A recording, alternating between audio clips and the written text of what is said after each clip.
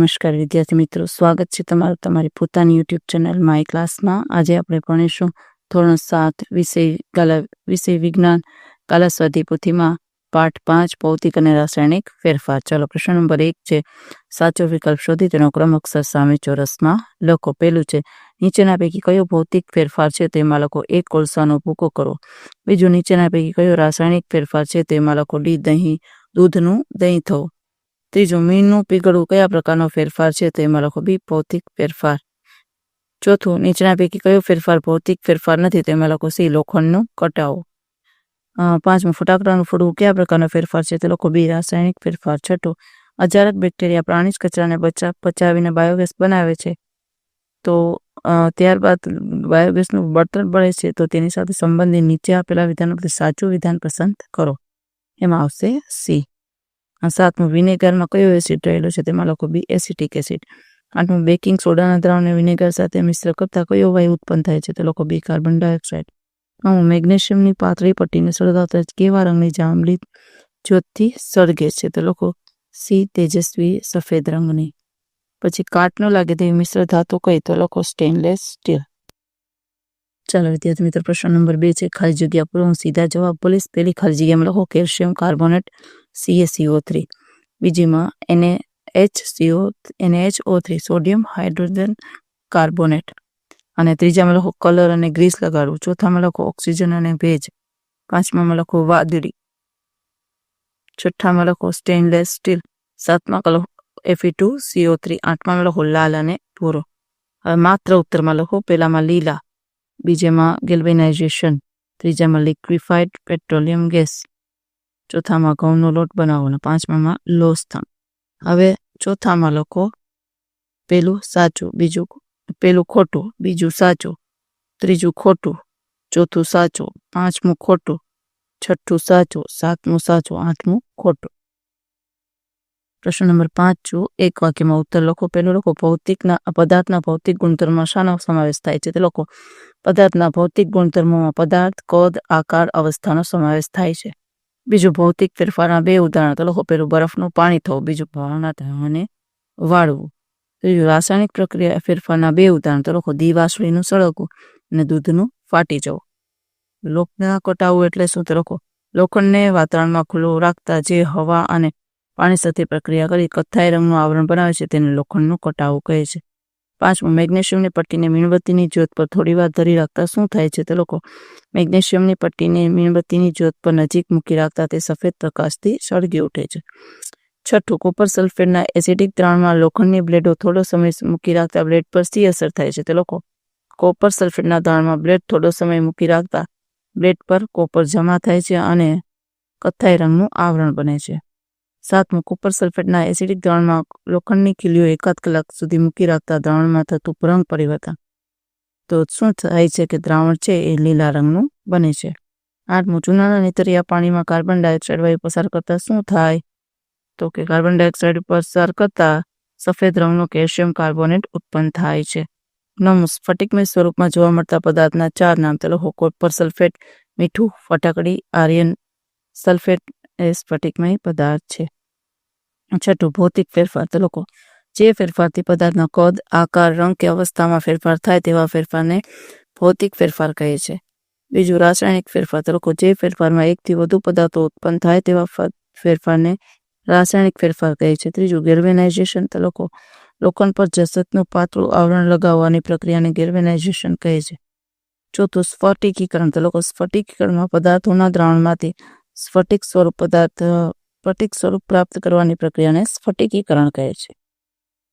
પ્રશ્ન નંબર 7, ટૂંકમાં ઉત્તર લખો. પહેલું, જ્યારે મીણબત્તી સળગે ત્યારે ભૌતિક અને રાસાયણિક બંને ફેરફાર થાય છે. આ ફેરફારને ઓળખો તથા એક બીજું ઉદાહરણ જણાવો કે જેમાં ભૌતિક અને રાસાયણિક બંને પ્રકારના ફેરફાર થતા હોય. લખો જવાબ. જ્યારે મીણબત્તી સળગે ત્યારે સૌપ્રથમ મીણ ઓગળે છે. મીણ પીગળવું એ ભૌતિક ફેરફાર છે. મીણ પીગળીને ઓક્સિજન સાથે પ્રક્રિયા કરે છે અને કાર્બન ડાયોક્સાઇડ વાયુ ઉત્પન્ન કરે છે. આ મીણનું પીગળવું એ રાસાયણિક ફેરફાર છે. આ મીણનું પીગળવું એ પ્રકારના ફેરફાર ધરાવે છે. ઉદાહરણ તરીકે સલ્ફરને ગરમ કરવાથી તે પીગળીને પ્રવાહી સલ્ફર બને છે. આ ભૌતિક ફેરફાર છે. પ્રવાહી સલ્ફરને ગરમ કરતા સલ્ફર ડાયોક્સાઇડ ઉત્પન્ન થાય છે, જે રાસાયણિક ફેરફાર છે. ચલો બીજું, તમે કેવી રીતે બતાવી શકશો કે દહીં જમવું એ રાસાયણિક ફેરફાર છે તો લખો. દહીં બનાવવા માટે મૂળ પદાર્થ દૂધ છે. દૂધનું દહીંમાં રૂપાંતર થવાથી મળતો નવો પદાર્થ દૂધ કરતાં અલગ ગુણધર્મ ધરાવે છે. આમ દૂધનું દહીંમાં રૂપાંતર થવું એ રાસાયણિક ફેરફાર છે. ત્રીજું, સમુદ્ર કિનારાના પ્રદેશોમાં રણ વિસ્તારના પ્રદેશો કરતાં લોખંડને કાટ ઝડપથી લાગતો હોય સમજાવો. લખો. સમુદ્ર કિનારાના વિસ્તારમાં ભેજવાળી હવા હોય છે, જ્યારે રણ પ્રદેશમાં હવા સૂકી હોય છે. લોખંડ પર કાટ ઓક્સિજન અને ભેજના લીધે લાગે છે. આથી સમુદ્ર કિનારાના વિસ્તારમાં રણ પ્રદેશ કરતાં વધુ ઝડપથી લોખંડ પર કાટ લાગે છે. ચોથું, મેગ્નેશિયમની પટ્ટીને હવામાં સખત ગરમ કરતા થતી રાસાયણિક પ્રક્રિયા સમજાવો અને રાસાયણિક સમીકરણ આપો. તો લખો. મેગ્નેશિયમની પટ્ટીને હવામાં સળગાવતા સખત ગરમ કરતા તે તેજસ્વી સફેદ પ્રકાશથી સળગી ઉઠે છે અને ભૂકો રાખ બનાવે છે. Mg પ્લસ O2 તો ઇક્વલ ટુ MgO. તો મેગ્નેશિયમ પ્લસ ઓક્સિજન તો મેગ્નેશિયમ હાઇડ્રોક્સાઇડ. પાંચમું, કોપર સલ્ફેટના એસિડિક દ્રાવણમાં લોખંડનો ખીલો મૂકતા થતી રાસાયણિક પ્રક્રિયા સમજાવો. તેનું રાસાયણિક સમીકરણ લખો. જવાબ લખો. કોપર સલ્ફેટમાં લોખંડનો ખીલો મૂકતા રાસાયણિક પ્રક્રિયા થઈ આયર્ન સલ્ફેટ બને છે અને ખીલા પર કથ્થાઈ રંગનું દ્રાવણ બને છે અને દ્રાવણ લીલા રંગનું બને છે. આ સમીકરણ વિદ્યાર્થી મિત્રો તમે જોઈને લખી શકો છો. ચાલો હવે છઠ્ઠો પ્રશ્ન.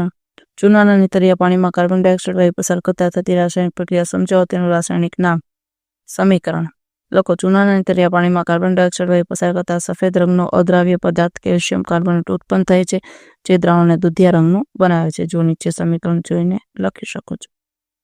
સાતમું, રાસાયણિક ફેરફારો દરમિયાન નવા પદાર્થો ઉત્પન્ન થાય છે, તે ઉપરાંત તેની સાથે બીજી કઈ વધારાની ઘટનાઓ બને છે. તો લખો. રાસાયણિક પ્રક્રિયામાં નવા પદાર્થો ઉત્પન્ન થાય છે. એક સિવાય ઘણી બધી પ્રક્રિયાઓ થાય છે. ધ્વનિ, પ્રકાશ, ઉષ્મા ઉત્પન્ન થાય છે, ગંધ ઉત્પન્ન થાય છે, રંગ પરિવર્તન થાય છે અને વાયુ ઉત્પન્ન થાય છે. હવે આઠમું, રાસાયણિક ફેરફારોની વિશિષ્ટતાઓ. તો લખો. રાસાયણિક ફેરફારોની વિશિષ્ટતા નીચે મુજબ છે. તે ઉલટાવી શકાય તેવી પ્રક્રિયા નથી. તેમાં ઉત્પન્ન થતા પદાર્થો નવા ગુણધર્મો ધરાવતા હોય છે. ઉત્પન્ન થતા પદાર્થો દરમિયાન ઉર્જા ઉત્પન્ન થાય છે અથવા શોષાય છે. પ્રશ્ન નંબર 9, ઓઝોન સ્તરની અગત્ય સમજાવો. તો લખો. ઓઝોન સ્તર પૃથ્વી પરથી ઘણી ઊંચાઈએ આવેલું છે. તે સૂર્યમાંથી આવતા પારજાંબલી કિરણોને શોષી લે છે અને પૃથ્વી પર આવતા અટકાવે છે. પારજાંબલી કિરણો પૃથ્વી પરના સજીવો માટે હાનિકારક છે. આમ ઓઝોન સ્તર અલ્ટ્રાવાયોલેટ કિરણોનું શોષણ કરી ઢાલ જેવું કામ કરે છે. હવે આઠમો પ્રશ્ન, તફાવતના ભવ્ય મુદ્દા. ભૌતિક ફેરફાર અને રાસાયણિક ફેરફાર. તો લખો. ભૌતિક ફેરફારમાં પદાર્થના કદ, રંગ, આકાર કે અવસ્થામાં ફેરફારને ભૌતિક ફેરફાર કહે છે. બીજું, તે ઉલટાવી શકાય તેવી પ્રક્રિયા છે. અને રાસાયણિક ફેરફારમાં લખો. પદાર્થના રાસાયણિક ગુણધર્મોમાં ફેરફાર થાય છે, તે ઉલટાવી ન શકાય તેવી પ્રક્રિયા છે. ચાલો વર્ગીકરણ. ભૌતિક ફેરફાર અને રાસાયણિક ફેરફારમાં વર્ગીકરણ. ભૌતિક ફેરફારમાં લખો. મીઠાના દ્રાવણમાંથી સ્ફટિકો મેળવવા, પાણીની વરાળ થવી, લોખંડનું લોહ ચુંબક બનાવવું, કોપર સલ્ફેટનું સંતૃપ્ત દ્રાવણ બનાવવું, ગેલ્વેનાઇઝેશન, લોખંડ પર રંગ લાગવો. હવે રાસાયણિક ફેરફારમાં લખો. લોખંડનું કટાવું, ફટાકડા ફોડવા, પ્રકાશ સંશ્લેષણ, ખોરાકનું પાચન, મેગ્નેશિયમ ઓક્સાઇડને પાણીમાં નાખવો, તટસ્થીકરણની પ્રક્રિયા. ચાલો હવે 10મો પ્રશ્ન. વિભાગ એ અને બી આપેલા છે. કોપર સલ્ફેટ તો લખો ઈ વાદળી રંગ, આયર્ન સલ્ફેટ તો લખો સી લીલો રંગ, કેલ્શિયમ કાર્બોનેટ તો લખો ડી પાણીમાં અદ્રાવ્ય, મેગ્નેશિયમ તેમાં લખો એ ધાતુ. પ્રશ્ન નંબર 11, નીચેના પ્રશ્નના મુદ્દાસર ઉત્તર લખો. લખો. કોપર સલ્ફેટના સ્ફટિકો કેવી રીતે બનાવવામાં આવે છે તેનું વર્ણન કરો. તો લખો. કોપર સલ્ફેટના સ્ફટિક મેળવવાની ક્રિયાને સ્ફટિકીકરણ કહે છે. આ પ્રક્રિયા નીચે મુજબ છે. પહેલું, એક બીકરમાં 1 કપ પાણી લો, પાણીને ગરમ કરો, દાળમાં કોપર સલ્ફેટનો ભૂકો ઉમેરતા જાઓ અને હલાવતા જાઓ. જ્યારે કોપર સલ્ફેટ ઓગળવાનું બંધ થાય ત્યારે કોપર સલ્ફેટ ઉમેરવાનું બંધ કરો. મિશ્રણને ગાળી લો. આ મિશ્રણને થોડા કલાક સુધી સ્થિર રહેવા દો. ત્યાર પછી દ્રાવણમાં સ્ફટિકો દેખાય કે નહીં તેની તપાસ કરો. કોપર સલ્ફેટના દ્રાવણમાં વાદળી રંગના કોપર સલ્ફેટના મોટા સ્ફટિકો જોવા મળશે.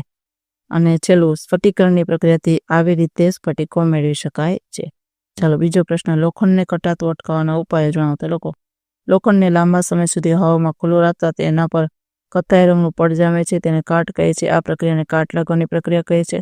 કાટ લાગવાથી ધીમે ધીમે લોખંડ સળતું જાય છે. આ પ્રક્રિયા અટકાવવા માટે નીચે મુજબના ઉપયોગો કરી શકાય. પહેલું, લોખંડ પર કલર કરવાથી લોખંડ ભેજના સંપર્કમાં સીધું આવી જતું નથી, આમ કાટ લાગતો નથી. બીજું, પાણીની નળીને કટાતી અટકાવવા માટે તેના પર જસત કે કોપરનું આવરણ લગાડવામાં આવે છે. આ પ્રક્રિયાને ગેલ્વેનાઇઝેશન કહે છે. અને ત્રીજું, આમ લોખંડના દરવાજાના વગેરેને ભેજ અને વાતાવરણમાં અને ઓક્સિજનથી બચાવવા માટે તેના પર રંગ કરવામાં આવે છે, અથવા ગ્રીસનું આવરણ લગાડવામાં આવે છે, અથવા ગેલ્વેનાઇઝેશન કરવામાં આવે છે.